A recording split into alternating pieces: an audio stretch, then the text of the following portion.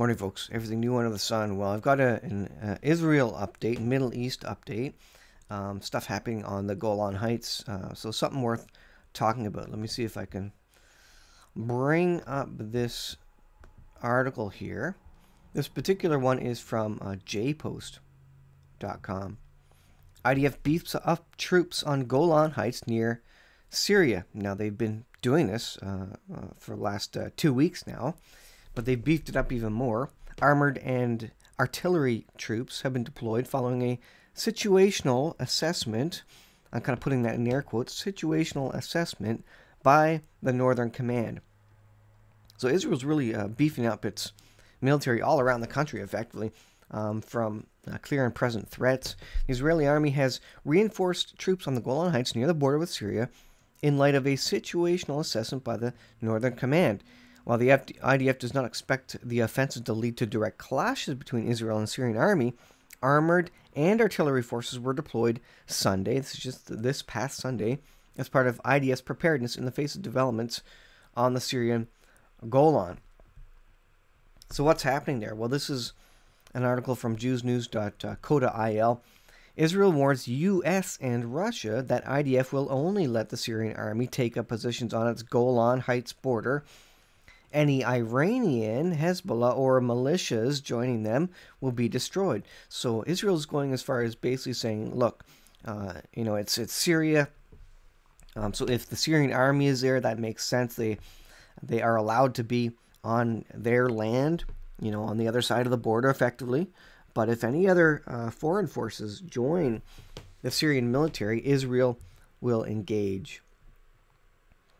Well, as Syrian President Bashar al-Assad pushes to retake rebel-held towns in southern Syria, Israel has reportedly set off its red lines for fighting along its northern border, relaying messages through the United States and Russia that it will not allow any other forces or militias to take control of the area or join with the Syrian army. Now, I want to bring up a Debka file image. Just give me a second here. I'm going to bring up the Debka file image about the troops, basically. The deployment. You can see the borders, and I think it's interesting. Of course, a picture is worth 1,000 words. Let me see if I can bring this up. Of course, it's going to take forever to download. Okay, here it is. So let me see if I can grab that. Yes, I can. Let me save that as save image to desktop. Yes. All right. So let me go ahead. And this is an article from Debka. Actually, maybe I could just bring this article up here, but I'm gonna go ahead and share the image with you if I can here. Image. I think it's important for you to see, so let's pull this up here. All right, here is the image.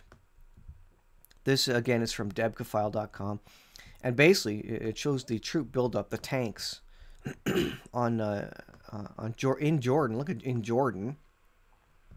You have tanks in Jordan, pointed at Syria, effectively.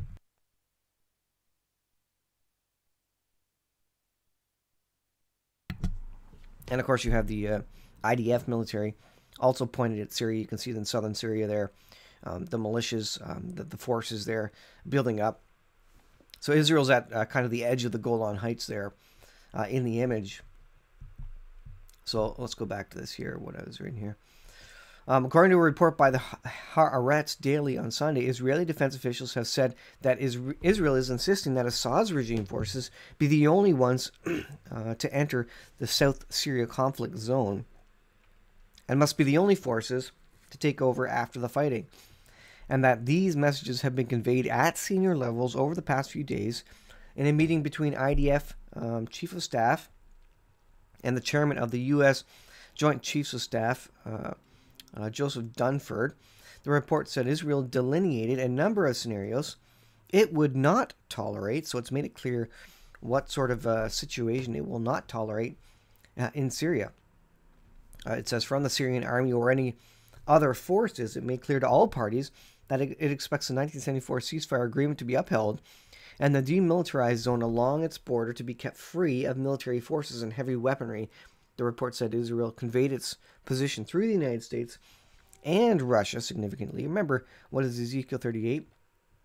It speaks to hooks in the jaw of Gog Magog, and most believe that are hooks effectively in the jaws of Russia. Something pulls them down. So you look for any escalation in the conflict, and it could be that. You never know. It could happen at any time. Well, let's see. The Debka article says Syrian rebels of Tafas go over to ISIS, spark battles close to Quneitra. Now, Quneitra you can see at the top of the map that you see there. And again, this is from Debka.com. Heavy fighting erupted Monday, July 2nd, that's today, in southern town of Tafas. A rebel group suddenly joined ISIS local faction, the Khalid ibn al-Walid army, sparking fresh clashes with Russian-backed Syrian and Hezbollah forces. Reporting this unforeseen development, Debka sources note that it has added a new complication to the negotiations being conducted non-stop among U.S., Russia, Israel, Jordan, and the Assad regime in an effort to stem the warfare before it reaches Israeli and Jordanian borders. At least it's good that Jordan is directly involved here so that no one can blame Israel. Jordan has a clear and present danger as well, and they certainly do not like it. As of Monday morning, the talks centered on a Russian proposal for the rebels to hand over their heavy and medium weapons against a guarantee that the Syrian army will stay out of their terrain. The rebels will be allowed to remain in charge of the local governments they established in the war years, but the Russians insist that Assad regime civilian officials coming in to conduct daily affairs, including water and food supplies, Russian officers will oversee the transition process. So interesting that Russian officers on the ground will be directly involved in this, further planting Russians on the ground all around Israel's border, which I think is an interesting situation. In their parallel negotiations with Israel, the Russians are stressing that these arrangements, if agreed on for the Dara region on Jordan's border, will be the model for the Quneitra, opposite Israel's Golan. Tafas, it says, lies northwest of Dara and south of Nawa, which was the source of major refugee exit to the Israel border over the weekend. The Russian brokers had counted on this town of 100,000 becoming the first important venue for their ceasefire come surrender deal to take effect. But it was derailed by the local rebel leaders' decision Sunday night to go over to the ISIS offshoot in preference surrendering to Assad's army. It says it's estimated 2,500 to 3,000 fighters have now been augmented by several thousand Syrian rebels. The concern now is that this ramped-up fighting organization will attract more rebel groups. Effectively, you have a breakout of a sizable war effort there in southern Syria, which, again, it's right on Jordan and Israel's border. So, folks, interesting update there. I'll put the links in the description. You can look at them. But there's certainly an escalation in southern Syria, and Israel's every day you hear about a buildup of Israeli military and